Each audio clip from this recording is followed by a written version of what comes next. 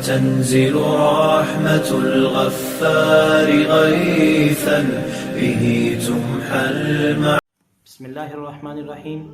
قال اللہ تعالی وطہر بیتی للطائفین والعاکفین والرکع السجود. صدق اللہ العظیم.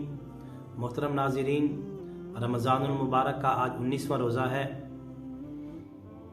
کل سے یعنی 20ویں روزے کی عصر کے بعد فرزندان توحید اعتکاف کے لیے مساجد کا رخ کریں گے.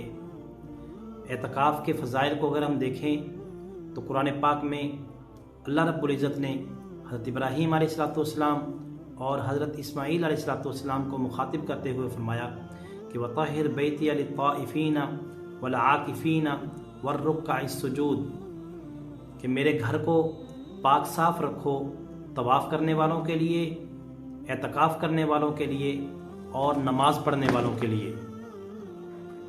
گویا جس طرح طواف کرنا اور نماز پڑھنا اللہ رب العزت کے قرب کا ذریعہ ہے، اسی طریقے سے اعتکاف کرنا بھی اللہ رب العزت کے قرب کا ذریعہ ہے. اعتکاف کی فضیلت اس سے بڑھ کر کیا ہوگی کہ ہجرت کے بعد آپ صلی اللہ علیہ وسلم نے ہمیشہ اعتکاف کیا ہے. حدیث مبارکہ میں آتا ہے آپ صلی اللہ علیہ وسلم نے رمضان المبارک کے پہلے عشرے میں اعتکاف فرمایا، پھر اس کے بعد دوسرے عشرے میں اعتکاف فرمایا، اور جب تیسرا عشرہ شروع ہوا آپ صلی اللہ علیہ وسلم نے اپنے خیمہ سے سر مبارک نکال کر فرمایا کہ میں نے لیلۃ القدر کی تلاش اور اس کے اہتمام کے لیے اعتکاف کیا تھا پہلے عشرے میں. پھر اس کے بعد دوسرے عشرے میں بھی میں نے اسی مقصد کے لیے اعتکاف کیا، اور دوسرے عشرے کے بعد مجھے بتلایا گیا کہ لیلۃ القدر رمضان المبارک کے آخری عشرے میں ہے، تو لہٰذا میرے ساتھ جو لوگ اعتکاف کر رہے تھے رمضان المبارک کے آخری عشرے تک اعتکاف کریں. آپ صلی اللہ علیہ وسلم نے ہمیشہ اعتکاف فرمایا ہے. حضرت عائشہ رضی اللہ تعالیٰ عنہ فرماتی ہیں کہ رمضان المبارک کے آخری عشرے میں آپ صلی اللہ علیہ وسلم کمر بستہ ہو جاتے اور راتوں کو زندہ کر لیتے، یعنی شب بیداری کا خوب اہتمام فرماتے. آپ صلی اللہ علیہ وسلم خود بھی جاگتے اور اپنے گھر والوں کو بھی جگاتے. حضرت عبداللہ بن عباس رضی اللہ تعالیٰ عنہما نبی اکرم صلی اللہ علیہ وسلم کا ارشاد نقل فرماتے ہیں کہ آپ صلی اللہ علیہ وسلم نے ارشاد فرمایا کہ جو بندہ اپنے کسی بھائی کے مسئلے کے لیے، حاجت یا ضرورت کے لیے چلے پھرے، کوشش کرے، اللہ رب العزت اس کو 20 سال کے اعتکاف کا ثواب عطا فرماتے ہیں.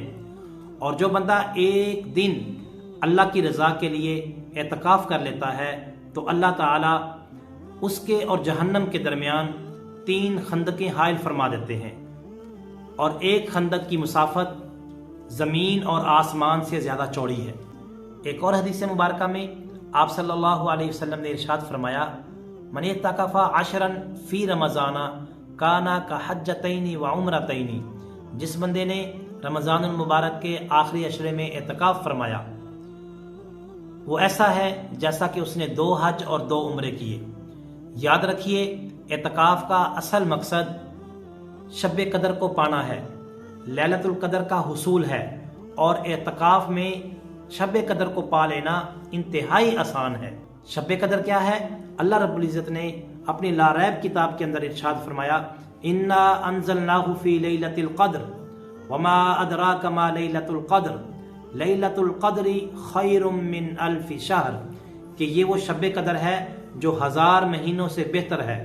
اگر آپ اس کو سالوں میں شمار کریں تو 87 سال بنتے ہیں، اور فرمایا خیر من الف شہر، 1000 مہینے سے بھی بہتر ہے. کتنا زیادہ بہتر ہے، 1000 مہینوں سے کتنا بڑا ثواب ہے، یہ اللہ تعالیٰ جانتے ہیں. تو جو بندہ اعتکاف کر لیتا ہے شب قدر کو پانا اس کے لیے انتہائی آسان ہو جاتا ہے.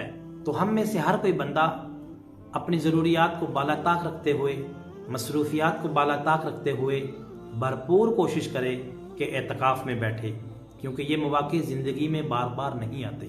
اللہ تعالی ہم سب کو عمل کی توفیق عطا فرمائے. وآخر دعوانا الحمدللہ رب العالمین.